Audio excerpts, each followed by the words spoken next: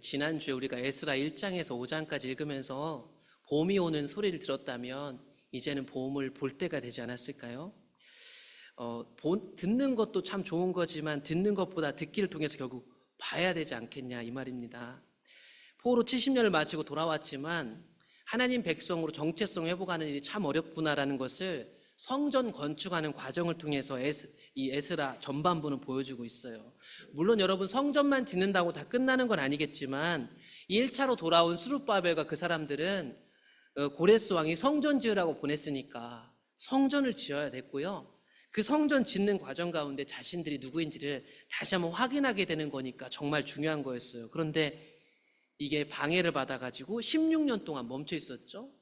그러다가 우리가 지난주 마지막에 보니까 하나님 학개와 스가랴라는 선지자를 보내서 너희들 성전 지어야지 뭐 하고 있는 거야 라는 말에 이제 멈춰있던 성전 공사가 재개되기 시작했죠. 그게 지난주에 이 바벨론에서 돌아온 스룹바벨과 1차 귀환자들의 이야기였다면 오늘 하반부는 그 멈추어졌던 성전이 다시 재건되는 과정과 또한 에스라가 2차로 사람들을 끌고 두 번째 귀환을 하는 이야기가 마지막 부분에 나옵니다. 우리가 봤듯이 성전 건축을 하나님 은혜로 다시 하기 시작했는데 또다시 방해자들이 등장했고 그 방해자는 똑같은 방법으로 이 왕한테 정부한테 이거 허가 난 거 맞는지 확인해 달라고 이제 편지를 보내게 되죠.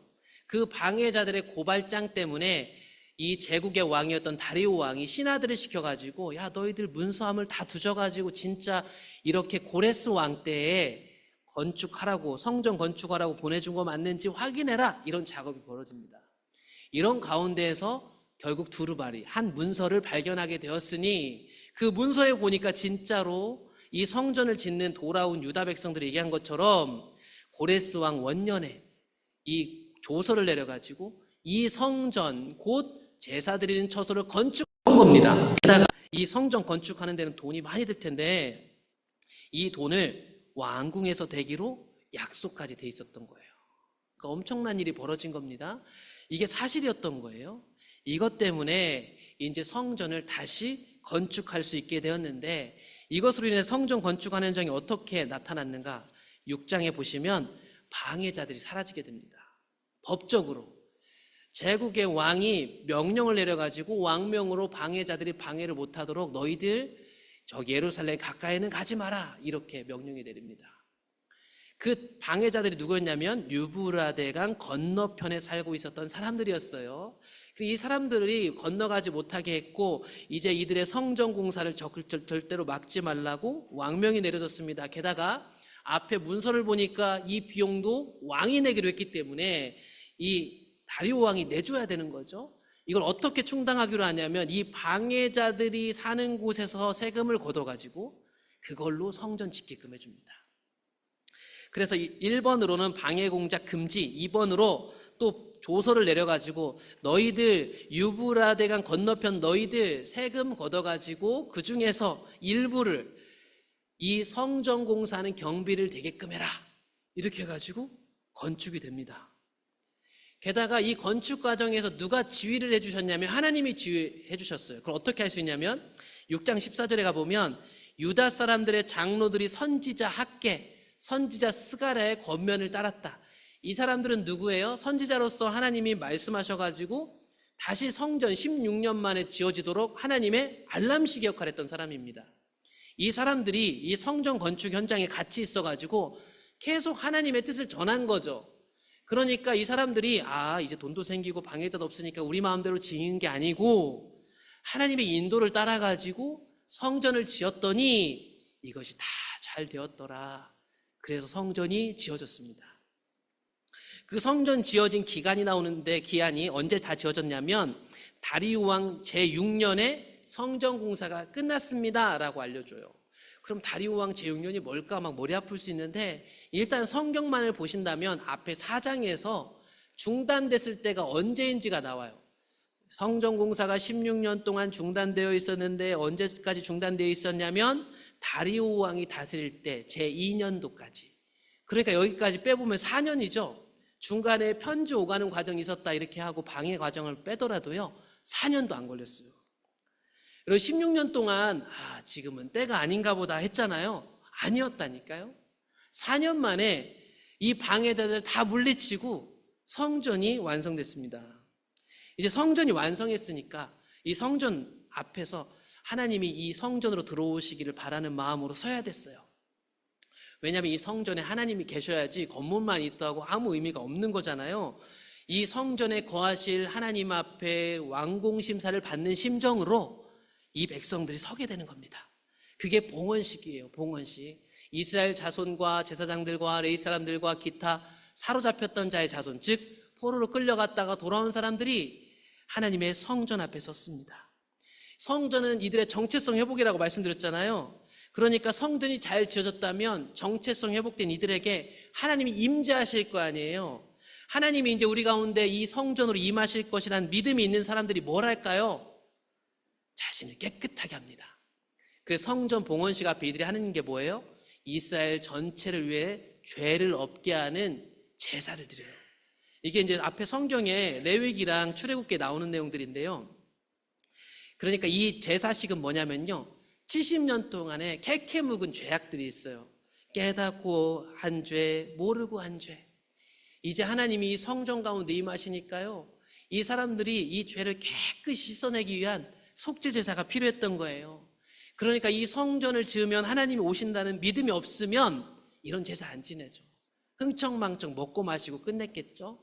그런데 이들이 자신의 죄를 인정하고 70년 종살이했던 그들의 조상들의 죄를 하나님 앞에 고백하며 속죄 제사를 드리는 거예요. 그리고 나서 이제 성전이 그 순간부터 가동되기 시작하는 거예요. 이제 앞으로 이 성전에서 다시 제사를 드리는 거예요. 그래서 이 제사를 지내기 위해 제사장들이 필요하잖아요. 제사장들이 역할을 나눠주고 성전에서 봉사하는 제사장을 돕는 사람들, 레위 사람들 다 그룹을 나눠가지고 하나님을 섬기게 하는 거예요. 그게 다 앞에 성경에 기록된 대로 되게 되었습니다. 그래서 그 성전에서 처음으로 돌아온 사람들이 유월절도 지켜요. 기억의 날이죠. 이스라엘 백성들 정체성이 뭔지를 알려주는 출애굽, 이집트에서 나올 때 있었던 유월절 기념일도 성전에서 처음으로 지키게 됩니다. 여러분, 봄이 오면요, 어떤 일이 벌어지냐면 하나님만 하실 수 있는 일들이 이루어지는 거예요. 신앙이 회복되면 하나님의 일들이 이루어집니다. 불가능하게 보였고 때가 아닌가 보다 했는데 아니었죠. 이로부터 이렇게 성전이 완성되고 나서 약 50년 후에 에스라라는, 이 성경책의 주인공이죠, 에스라라는 사람이 결심을 하게 된 이야기가 나오는데, 왜 그러냐면 이 에스라라는 사람이 바로 두 번째로 사람들을 데리고 예루살렘으로 돌아오는 사람이기 때문입니다. 1차로 왔던 사람들하고의 차이는 약 80년의 세월이 차이가 있고요, 성전을 지은 시점으로 보자면 성전 짓고 약 50년 후예요. 그러면 성전 짓고 이 사람은 잘 살았을까? 이제 나중에 에스라가 가서 보면 어떻게 살고 있나가 나옵니다. 일단 에스라가 등장해요. 에스라는 성전 완공 후 약 50년 후에 에스라가 바사왕 아닥사스다가 왕이 있을 때 에스라라는 사람이 있었습니다 라고 등장인물이 나오게 되죠. 이 사람은 어떤 사람이냐면 모세 형이었던 아론의 후손으로서 제사장입니다.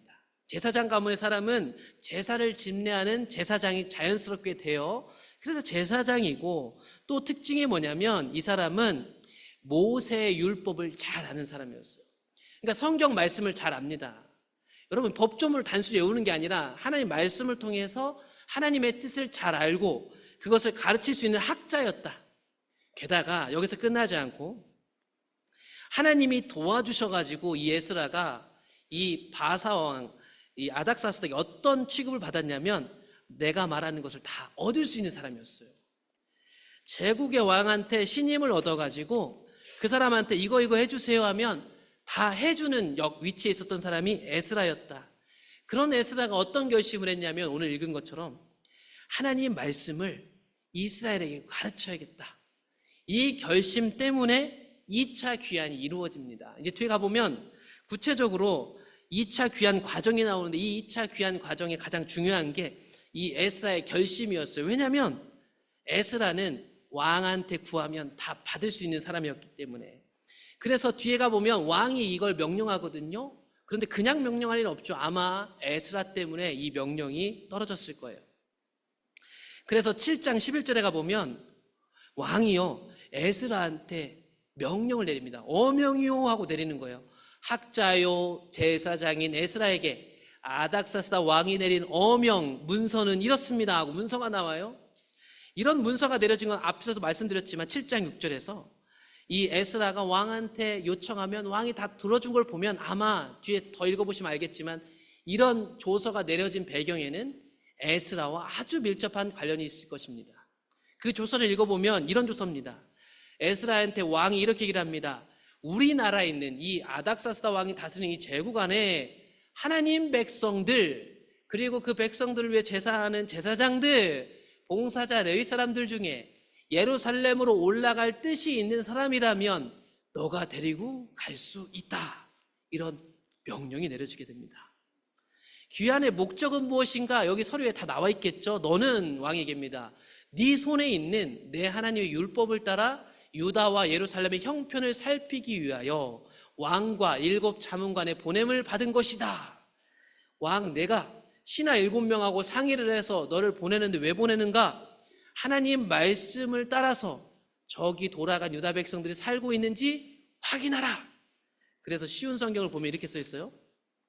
나는 나의 참모 7사람과 의논한 후 하나님의 율법이 유다와 예루살렘에서 잘 지켜지고 있는지 살펴보기 위해 에스라 당신을 그쪽으로 보내기로 했다.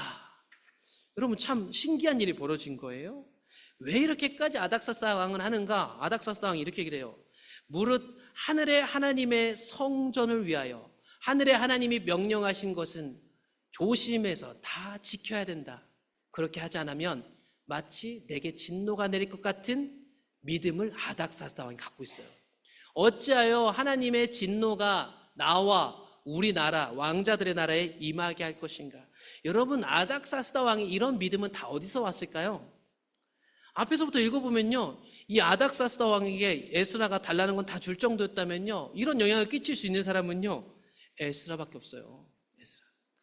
에스라가 하나님 말씀을 읽고요 아마도 50년이 지났으니까 저 예루살렘에서 어떤 소문들을 들었을지 모르겠어요. 성경에는 안 나오지만 그들에게 말씀을 가르쳐야 된다는 깨달음이 온 거죠.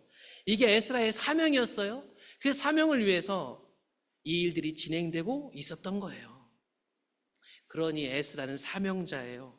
그래서 에스라가요 어명으로 사명자가 됩니다. 이 아닥사스다 왕이 에스라여 너는 그러니까 하나님의 율법을 아는 자를 법관과 재판관을 삼아 강 건너편 모든 백성을 재판하게 하고 그중 알지 못하는 자는 너희가 가르쳐라. 왕의 명령입니다. 에스라야 가서 이 하나님 백성들 지도자들에게 하나님 말씀을 가르쳐야 된다. 그 말씀을 통해서 다스리게 해야 된다. 혹 그들이 하나님 말씀 모르거든 너는 그걸 가르쳐라. 그 가르침 가운데요 이 왕이요 권한까지 부여해 줍니다. 무릇 네 하나님의 명령과 왕의 명령을 준행하지 않은 자는 속히 그 죄를 정하여 죽일 수도 있고 귀양 보낼 수도 있고 재산을 다 뺏을 수도 있고 감옥에 가둘 수도 있다. 이게 이 서류에 다 써 있었습니다. 하나님의 명령과 나 아닥사스다 왕의 명령을 지키지 않는 자, 여러분 이 엄청난 권한을 가지고 에스라가 지금 돌아갔던 게 2차 귀환이었던 거예요. 여러분이 한번 에스라라고 생각해 보세요. 이거 엄청난 일이죠. 이 엄청난 일이 에스라는 왜 일어나는지를 정확히 알고 있었습니다. 내가 잘나서 똑똑해서 내가 저걸 하면 좋겠다 생각한 계획이 아니고 이게 다 하나님으로부터 온 거라는 걸 알고 있어요. 그래서 사명자 에스라가 이런 노래를 합니다. 우리 조상들의 하나님 여호와를 송축할지로다. 그가 아닥사스다 왕의 마음에 예루살렘 여호와의 성전을 아름답게 할 뜻을 두신 것이다. 여러분 에스라가 여기에 많이 관여되어 있지만 에스라의 설득력 있는 말로 된 게 아닙니다. 누가 한 걸까요? 하나님이 하셨어요. 이걸 에스라는 정확히 알고 있습니다. 그래서 계속 얘기합니다. 또 나 에스라로 왕과 그의 신하들 앞과 왕의 권세 있는 모든 지도자들 앞에서 은혜를 얻게 하신 것이다. 내 하나님 여호와의 손이 내 위에 있으므로 내가 힘을 얻었고 그래서 이스라엘 중에 우두머리들을 모아 나와 함께 올라온 것이다. 여러분 사명자는요 내가 이런 일을 한다고 알아달라고 하지 않습니다. 내가 이런 부를 얻었는데 이걸 내려놓는 게 이렇게 어려운 건데 내가 은혜로 내려놨어 이런 얘기 안 해요. 이 모든 일은 철저하게요, 하나님이 하신 거예요. 하나님이 하신 거예요. 그러니까요, 여기 제국에 있으면 에스라는 더 훨씬 편해요. 먹고 사는데 문제 없잖아요. 왕한테 부탁하면 다 들어주는데, 집 사주세요, 차 사주세요, 저 땅 사주세요 해도 되는데 그런 거 안 해요. 자기가 해야 될 일을 아는 거예요. 봄이 오면요, 사람들이 어떤 일들이 벌어지냐면요, 내가 해야 될 일을 알아요. 그게 사명자예요. 예수 믿는 사람은요, 내가 해야 될 일을 알아요. 여러분, 집도 필요하고 차도 필요하고 돈도 필요하시죠? 맞아요. 그런데 그것을 뛰어넘는 그것 말고 더 중요한 내가 해야 될 일을 안단 말이에요. 그래서 하나님께 많은 은혜를 경험한 사람들은 결국 내게 온 어떤 손에 잡히는 것보다 내가 해야 될 일을 알고 대가 지불을 하고 그 자리로 가게 돼 있는 거예요. 그게 사명자죠. 그런데 여러분, 이런 사명을 가졌어도요, 어려운 건 맞아요. 에스라가요, 2차 귀환한 여정이 얼마나 힘들었냐면요, 약 4개월 정도를 걸어와야 됐어요. 그래서 7장 9절에 가보면 이 돌아오는데 걸린 시간이 약 4달이라는 것을 알 수 있어요. 첫 달 초하루에 갔는데 5달 초하루에 우리가 도착했더라. 이 떠날 때요, 에스라가 간절히 기도했대요. 그때 내가 이 아와 강가에서 금식을 선포했다. 떠날 때, 시작할 때 에스라가 사람들하고요, 금식하기로 하고 기도해요. 그 기도 내용이 뭐냐면, 하나님, 그리고 우리 어린아이, 모든 소유, 그것들을 지켜주세요 라고 기도했대요. 왜 이렇게 기도해야 되는 줄 아세요? 바로 이것 때문이에요. 왜 기도했냐면요, 하나님, 우리가 전에 우리를 보내주는 이 제국의 아닥사스다 왕에게 이렇게 하나님을 소개했어요. 우리 하나님의 손은 자기를 찾는 모든 자에게 선을 베푸시고 자기를 배반하는 모든 자에게는 권능과 진노를 내리시는 이런 하나님이다, 이렇게 가르쳤는데, 만약 우리가 이 위험한 4개월 길을 가는데 우리의 길에서 만날 적군들을 막고 우리를 도울 보병과 마병을 왕에게 붙여주세요 하면 안 될 것 같아서, 에스라는 달라는 거 다 얻을 수 있는 사람임에도 불구하고 지금 이 위험을 감수하면서요, 기도하고 있는 거예요. 길에서 적군을 막고 우리를 도와줄 보병과 마병, 아닥사스다가 안 붙여줬겠어요? 그런데 그 왕한테 그 말을 하는 것을 부끄럽게 여겼단 말이에요. 어떤 사람들은 옆에서 보면 똥꼬지 부리네, 고집스럽네. 아니요, 여러분, 이건 고집이 아니고 뭔 줄 아세요? 이거를 믿음이라고 부르는 거예요. 오늘날 믿음이 없는 사람들이 교회 안에서요, 믿음으로 사는 사람들을 고집스럽다고 얘기해요. 고집스럽다고. 성경대로 믿음으로 사는 것을 치우쳤다고 얘기하고 고집이라고 했는데, 그렇지 않아요. 여러분, 이거 옆에서 보면요, 고집이 맞아요. 근데 우리 성경에 다 나와 있잖아요. 결과가 이게 믿음이었어요. 이 믿음을 지키기 위해서 견뎌야 됐어요, 이 위험을. 그렇게 그 사람들은 어린아이도 있었고, 여기에 뒤에 가면 많은 보물들도 있었고 사람들이 많았는데, 금식과 기도로 이 4개월을 뚫고 도착했던 거예요. 그렇게 하나님한테 금식하며 기도했더니 어떻게 해요? 하나님은 응답해 주셨대요. 그들이 실제로 4개월을 통과하면서 어떤 일이 있었는지 우리는 모르지만 하나님 도와주셨다는 거예요. 귀향길에서 도우심을 판단할 수 있는 몇 가지 구절들이 있는데, 이들은 성전을 위한 수많은 예물과 보물들을 갖고 있었어요. 그래서 은이 22,000kg, 은 그릇만 해도 3,400kg, 금이 3,400kg이다. 여러분, 이거 어마어마한 돈입니다. 어마어마한 돈을 갖고 가고, 당연히 이게 주변에 소문이 나고요, 4개월 지나는 가운데 어떤 민족들이 그 가운데 불황자나 산적들이 나타나가지고요, 이거 가져가는 거 그렇게 어렵지 않은 일이에요. 그것을 함께 돌아오는 에스라가 제사장들에게 다 맡기고, 너희들 이거 꼭 지켜야 된다, 서로 나누어지고 이 무거운 것들을 함께 지켰어요. 실제로 여러분, 대적들이 있었습니다. 31절에 보시면, 첫째 달 12일에 우리가 아와 강을 떠나 예루살렘으로 가는데 우리 하나님의 손이 우리를 도우사 대적과 길에 매복한 자의 손에서 건지신지라. 이것이 어떻게 나타나는지는 안 나오는데 분명히 에스라는 기록합니다. 대적이 있었고 길에 숨어서 우리 걸 훔쳐가려는 사람이 있었다. 그런데 누가 도와줬다? 하나님이 도와주셨다. 여러분, 손쉽게요, 아닥사스 왕한테 군대 붙여달라고 했으면 없을 일이에요. 없을 일. 여러분, 어떻게 생각하실지 모르겠어요. 믿음이라는 건 성경 어딜 봐도 다 하나님 말씀하신 대로 살기 위해서요, 대가 지불을 하는 거였어요. 그것이 없으면 가도 소용이 없는 거예요. 그래서 4개월 이 과정을 거쳐가지고 드디어 에스라가 예루살렘에 도착했대요. 에스라가 온다는 소문이 아마 들렸을 거예요, 소식이. 그런데 예루살렘에 왔을 때 그 상황이 어땠냐면, 그런 과정을 뚫고 왔는데 그 예루살렘에 1차로 돌아가서 정착했던 사람들 중에 일부가 에스라한테 와가지고 하소연을 합니다. 이스라엘 백성들, 제사장들, 레위 사람들이 이 땅 백성들에게 떠나지 않았다. 즉, 이 땅에 살고 있는 이방 사람들처럼 살고 있었던 거예요. 그 사람들 대표적으로 가나안 땅에 살고 있는 가나안, 헷, 브리스, 여부스, 암몬, 모압, 애굽, 아모리 사람들 이렇게 표현해놨어요. 그 땅에 살고 있는 이방 사람들처럼 50년 동안 살고 있었던 거예요.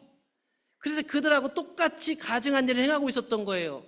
그 가증한 일은 어떤 통로를 통해서 왔는가? 그들이 이 땅에 살고 있는 여자들과 통혼함으로 이런 일들이 벌어졌어요. 그런데 이것은 금지하는 말씀이 분명히 모세오경에 다 나와 있어요. 그런데 그들이 하나님 말씀을 어기고 거기 있는 사람들하고 서로 통혼하면서 서로 섞이기 시작했어요. 거룩한 자손이 그 지방 사람들과 서로 섞이기 시작했다. 언제인지 모르겠지만 섞이기 시작한 그들이 약 50년 동안 또다시 이방 사람들처럼 살고 있었더라. 이 소식에 에스라와 함께하는 사람들이 있었고, 에스라는 통곡했어요. 내가 이 일을 듣고 속옷과 겉옷을 찢고 머리털과 수염을 뜯으며 기가 막혀 앉았다. 여기서 기가 막혔다는 뜻이 황폐하게 됐다, 넋을 잃었다, 놀라다 이 뜻입니다. 에스라가 아마 소문은 들었을지 모르겠지만 실제로 이 상황들 여기 와서 목도했을 때 그 비통함을 견딜 수가 없었던 거죠. 여러분, 에스라는 저기 바사, 페르시아에 있었으면요 부족한 게 하나도 없을 사람이에요. 뭐 성공하겠다고 왔겠어요? 왕한테 다 달라고 하는 거 받을 수 있는데. 그런데 이 백성들을 위해서 돌아왔는데 이 백성 현실이요 처참했던 거죠. 이건 에스라만이 아니었어요. 에스라가 오니까 그동안 이 사람들 가운데 섞여 있었던 사람들일까요? 아니면 같이 온 사람들 중에 일부였을까요? 사람들이 에스라 주변에 모여들기 시작했는데 이 사람들 특징이 있어요. 이 사람 특징이 뭐예요? 하나님의 말씀을 때문에 떠는 사람들, 하나님 말씀을요 무서워하는 사람들, 하나님이 말씀하신 대로 이루어질 것을 믿는 사람들, 그 사람들이 이렇게 살고 있는 그들의 죄 때문에 함께 모이기 시작했어요. 에스라하고 똑같은 마음 자세를 가지고. 그래서 그들이 무슨 기도를 하냐면 회개 기도를 해요. 이 사람들 전체를 안으면서 이스라엘 하는 여호와여, 주님은 의로우십니다. 우리가 남아서 피한 것이 오늘날과 같사옵거늘. 즉 뭐예요? 망해서 없어졌는데 포로로 돌아오고 벌써 2차로 이렇게 돌아올 정도로 우리는 없어져도 할 말이 없을 죄인된 백성인데 하나님이 의로우셔가지고 자기 백성을 남겨두셔가지고 우리가 오늘 여기까지 온 거예요. 그런데 이들이 어떻게 해요? 도리어 그 은혜를 원수로 갚고 하나님께 범죄하였사오니 우리가 어떻게 하나님 앞에 설 수 있을까요? 회개를 합니다. 여러분, 회개 참 거창한 말 같지만 간단하게 정리해보면 이런 거예요. 내 죄를 인정하는 거예요. 인정하는 거. 이게 참 안 돼요, 사람들. 그래서 회개가 안 되는 거예요. 내 죄를 인정하는 것, 그 인정함으로 눈물을 흘리는 것. 두 번째로는 현재 이제는 그런 삶을 지속하지 않겠다라는 결단이 회개에 들어가는 것이고, 단순히 해보자 결단해서 끝나지 않고 결국에는 변하는 데까지 가는 것이 뭐예요? 회개. 이 사람들이 에스라와 함께 회개의 기도와 작은 눈물을 흘리기 시작하니까 어떤 일이 벌어지냐면 사람들이 통곡하기 시작하는 회개의 파도가 밀려오기 시작합니다. 이 10장에 가보시면 에스라가 하나님의 성전 앞에 엎드려 울며 기도하여 죄를 자복했습니다.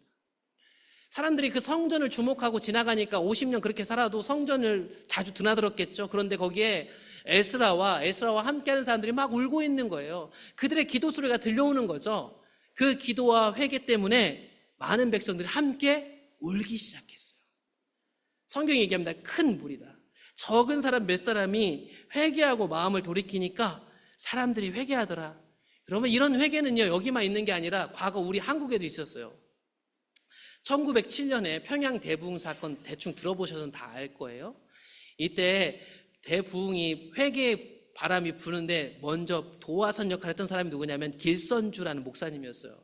이분 선교사님들한테 성경 배우고 목사가 돼가지고 1907년에는 이미 목사가 됐어요. 신학교 졸업하고. 그런데 이 사람이 어떻게 살았냐면, 이 사람이 이 집회 때 하나님 임재가 없으니까 막 기도하다가 자신 죄를 깨닫게 됐는데, 길선주 장로요 목사였던 이분이 이렇게 고백하죠. 1년 전 세상을 떠난 자신의 친구의 재산을 정리해 주면서 당시 100달러에 해당하는 거금을 착복했어요. 몰래 먹은 거죠. 그런데 그날 집회 성령께서 그의 심령에 비추시사 견딜 수가 없었어요. 이날 길선주는 자신의 은혜를 자신이 이 집회에 온 사람들에게 은혜가 임해야 되는데 그걸 자기가 막고 있는 것을 깨닫게 됐어요. 회중들 앞에서 이 사람이 공개적으로 제가 1년 전에 저 개똥이네 아빠 돌아가셨을 때 100불을 훔쳤습니다 라고 고백한 거예요. 그 고백에 사람들이 여기저기서 저도 지은 죄가 있습니다 라고 해서 회개하기 시작했어요. 여러분, 길선주 입장이 돼보세요. 이분은요, 이 집회 왔을 때 사람들이 볼 때 길선주 목사님, 와, 한국 최초의 목사님, 선교사가 세운 대단한 사람이죠. 그 사람이 지금 이 집회 현장에서 이걸 얘기하는 건 엄청 창피한 일이죠. 부끄러운 일이에요. 그런데 성령이 감동하셔서 이걸 깨닫겠다고요. 와, 목사인 내가 아간이었구나라는 것을 깨닫게 하셨어요. 그래서 평양 대붕이 있었던 거예요. 마찬가지예요. 에스라와 함께 회개하는 사람들로 많은 사람들이 회개하기 시작했습니다. 이 가운데 단순히 울고만 있었던 게 아니라 이제 결단을 해야 된다고 나타난 사람이 있었으니 그게 누구냐면 스가냐라는 사람이에요. 이 사람이 결단하자고 하면서 나와요. 그런데 이 사람이 아빠 이름이 나와요. 아빠 이름. 이 아빠 이름이 나중에 뒤에 가보면 어디서 나오냐면 이 아버지가 어떤 사람이냐? 이방 여자를 아내로 맞이했던 아버지였어요. 그러니까 이 죄악의 한 중심에 있는 가정의 사람이에요. 자기 아버지도요, 이 죄에 연루되어 있어요. 이방 여자를 아내로 맞은 사람 중에. 그런데 이 아들이 나타나서 결단을 합니다. 여러분, 이 잘못 결단하면 가정 풍비박산 나죠. 다 그렇게 살아요. 작은 엄마들 많이 며느리고 살고 이방 여자 데리고 다 살고 있었다니까 그게 50년 세월이에요. 근데 이 사람이 나타나서 결단을 합니다. 그 결단은 이방 여자들과 그 소생들 다 내보내자고 하는 거였어요. 이거 큰일 날 일이죠. 쉽게 해결할 수 없죠. 곧 하나님의 말씀대로 우리 하나님의 명령을 떨며 준행하는 자의 가르침을 따라 하나님 말씀대로 하는 거예요. 이방 여인들 같이 있으면 안 되니까 이 사람들 다 내보냅시다. 그리고 우리 하나님 말씀대로 삽시다. 이거 보통 사건이 아니죠. 그러면서 이 스가냐가 나타나갖고 에스라에게 힘을 도와줍니다. 에스라 혼자 못해요. 에스라요, 이거 당신이 주관해서 하셔야 돼요. 우리가 뒤에서 힘을 더하겠습니다. 하세요. 이렇게 해가지고 에스라의 신앙개혁이 일어나게 되는 거예요. 그래서 에스라가 이 말을 듣고 제사장들과 레위 사람들과 온 이스라엘에게 이 말대로 행하기를 맹세하게 하며 무리가 맹세했고 신앙개혁이 이루어지게 됩니다. 이 개혁을 앞두고 에스라가 어디로 들어가면 성전의 방으로 들어가요. 즉 성전에 있는 방으로 들어가서 하나님을 찾기 시작해요. 왜냐면 이게 보통 어려운 일이 아니에요. 말씀드렸지만 50년 이렇게 살아왔는데 멋있는 말이지만 결단과 변화에는 뭐가 있는 줄 아세요? 반발이 있어요. 반발. 거기서 문제가 생기고 어려워요. 그래서 하나님을 찾은 거예요. 하나님과의 단둘의 시간을 에스라가 가졌던 거예요. 그리고 나서 이제 에스라가 나와서 이 문제를 해결하려고 사람들한테 다 모이라고 명령합니다. 유다와 예루살렘에서 사로잡혔다가 여기 다시 돌아온 모든 사람들 다 예루살렘 성전으로 모이세요 라고 명령을 내리죠. 그런데 이 명령에 뭘 덧붙이냐면 누구든지 방백들과 장로들의 훈시를 따라 3일 내에 오지 아니하면 그의 재산을 다 빼앗고 쫓아내겠다. 여러분, 이런 권한 아까 에스라 받았죠. 자신이 부여받은 권한을 여기에 사용합니다. 자신의 개인의 목적을 위해서가 아니죠. 신앙 회복을 위해서죠. 그래서 그들이 모였을 때가 유대인의 달력, 음력으로 봤을 때 9째 달 20일이었다. 9월 20일. 그때가요, 우기예요. 겨울이에요. 그래서 비가 내리고 부슬부슬 내리고 하늘이 약간 춥기도 하고 분위기가 안 좋아요. 게다가 이들에게 이 큰 비 때문에도 분위기 안 좋은데 회개하라고 모인 거니까 사람들이 다 이 문제에 자기가 걸려 있잖아요. 그러니까 떨고 있었대요. 공동 번역을 보시면 모이라고 했어요. 온 백성은 하나님의 성전 앞마당에 웅크리고 앉아 떨고 있었는데 이 떠는 이유는 뭐였냐면 이때가 우기여서 겨울비가 돼서 추워서도 떨고 있었고 이 에스라를 통해서 회개를 촉구하는 일들이 벌어질 텐데 거기엔 대가 지불이 있을 텐데 두려워서 떨기도 했다. 이 양가 감정, 두 가지 감정을 가지고 사람들이 바들바들 떨면서 저 에스라가 뭐라고 하나 듣고 있었어요. 그때 에스라가 그들의 죄악을 드러냅니다. 당신들이 범죄하였습니다. 실수가 아닙니다. 이건 범죄예요, 범죄. 이방 여자를 아내로 삼아 이스라엘의 죄를 더하게 했습니다. 그러므로 이제 그 죄를 인정하세요. 자복하라, 인정하라는 거예요. 모르고 그랬어요. 우리 때는 다 그렇게 살았어요. 이렇게 아니에요. 우리 50년 이렇게 살았는데요. 난 이렇게 배웠어요. 아니요. 그건 하나님 앞에 죄예요. 그걸 인정하라는 거예요. 그걸 인정하고 이방 여인을 끊어버리세요 라고 얘기합니다. 그랬더니 백성들이 우리가 그렇게 하겠습니다. 회개한 거예요. 이제 가서 그렇게 해야 되죠. 결단까지 한 거예요. 그런데 이 문제를 여기서 지금 당장 다 해결할 수가 없어요. 그러나 백성도 많고 비도 내리고 있고, 그러니까 에스라가 이거를 지금 하루 이틀에 할 수 없으니까 기한을 주고 흩어져서 각자 마을에서 그걸 해결하세요라고 제안을 합니다. 이제 온 회중을 위하여 우리의 방백들을 세우고 지도자들, 담당자들을 세운 다음에 각 마을로 돌아가가지고 이방 여자에게 장가든 자는 다 정해진 기한 내에 각 고을의 지도자들한테 다 신고를 하게 돼 있어요. 다 신고를 하고 다 내보내라, 이렇게 결정합니다. 이런 결정에 반대하는 사람도 있었어요. 바로 해야지, 지금 그렇게 해서는 안 돼요 라고 반대하는 사람도 있었지만, 이건 방법 문제였어요. 방법 문제. 지금 여기서 다 어떻게 해야 된다, 다 정해야 된다, 아니다, 돌아가서 해결해야 된다. 방법 문제는 있었지만 이들이 다 결단했어요. 그러면 여기서 중요한 건 뭐냐면, 거기서는 무섭고 떨리고 에스라가 있어서 그랬는데 과연 이들이 돌아가서 여러분 회개한 대로 실제로 변화할까요? 이방 여인의 아내로 맞은 사람들이 다 주민센터 가서 보고하고 그 사람 내보낸 거 서류 딱 제출하고 할까요? 그렇게 했대요. 그래서 마지막 장에 보면 이방 여자를 아내로 살았던 사람들 명단이 나와요. 명단이. 16절에 가보면 이제 3달 동안 신고하고 확인하는 조사 기간이 있어가지고 조사를 다 마치고 나니까 리스트가 나와요. 리스트. 여러분, 만약에 우리 이름 여기 있다면 얼마나 창피한 일이에요. 근데 성경은요, 그 이름을 여기 써놓습니다. 이 사람 창피 주려고 하는 게 아니고요, 그들의 죄가 이제 회개함으로 결단하고 변화되었다는 걸 인정했기 때문에 이름을 올린 거예요. 그 사람들은 지금 누가 있어요? 제사장도 있었어요. 이방 여인을 맞이하는데 성경을 가르치는, 율법을 가르치는 제사장 중에서도 이방 여인을 맞은 사람이 있었는데 이름이 나오죠. 예수안의 자손 요사닥의 아들과 그의 형제 마아사야와 여러분, 가문의 수치가요 다 많잖아. 이름이 나와요. 어디 구역 누구, 어디 구역 누구, 제사장도 있었고, 성전에서 봉사하는 직무를 수행할 레위 사람도 있었고, 요사바, 시므이, 글라야, 이름들이 다 나와요. 우리 교회 누구 이름이 다 나오는 거죠. 찬양하는 사람, 찬양 인도자들 중에서도 그 이름이 다 나왔어요. 명단이 나와 있는 거는요, 자기 이름이 오르는 거 부끄럽지만 그 부끄러움보다 죄악 가운데 사는 것이 더 부끄러웠던 거예요. 그래서 이름을 올릴 수 있는 거예요. 하나님을 떠나서 범죄 가운데 사는 것보다 창피 당하는 게 나은 거예요. 오늘날 사람들이요, 체면으로 사니까 사람들 앞에 고상한 척해요. 근데 하나님 앞에요, 정직한 게 사는 길이에요. 다른 사람의 좀 자존심 좀 깨뜨리고 해도요, 하나님 앞에 자유로운 사람이 진짜 사는 거예요. 이 지도자들만 있었는가? 아니요. 이스라엘 사람들 중에서 많은 사람들이 있어서 그 사람 이름들을 다 써놨답니다. 다 써놨어요.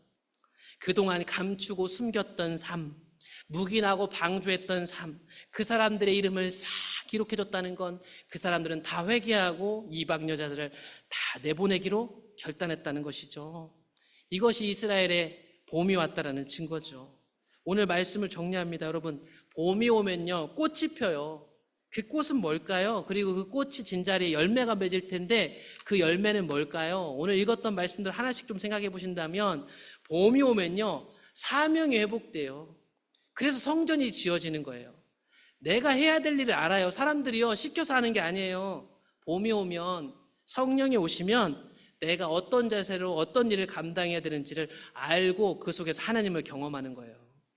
또한 봄이 오면 결심한 한 사람의 작은 결단이 거대한 하나님 나라를 이루는 것을 볼 수 있었어요.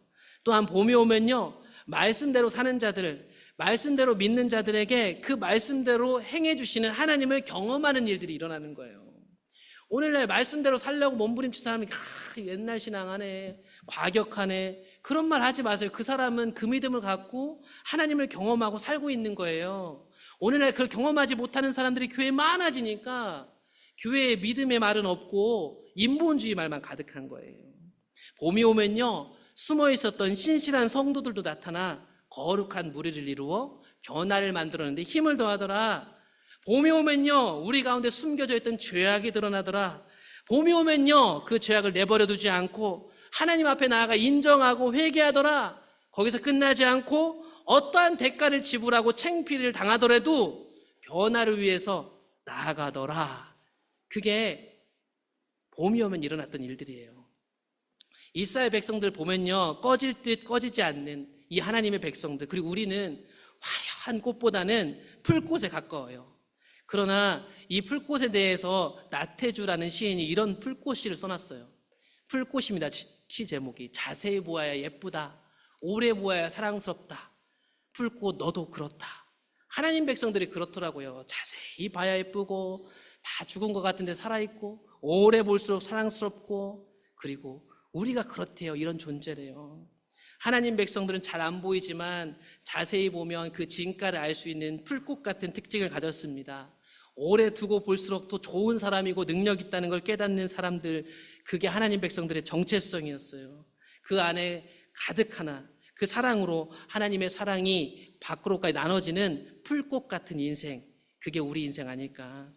그런 풀꽃으로 여러분 주변에 봄이 왔음을 알리는 성도님들, 우리 교회가 됐으면 좋겠습니다. 우리가 속한 땅에 그런 소망을 뿌려줄 수 있는 능력 있는 사람들, 믿음으로 승리하는 사람들 되시기를 축복합니다.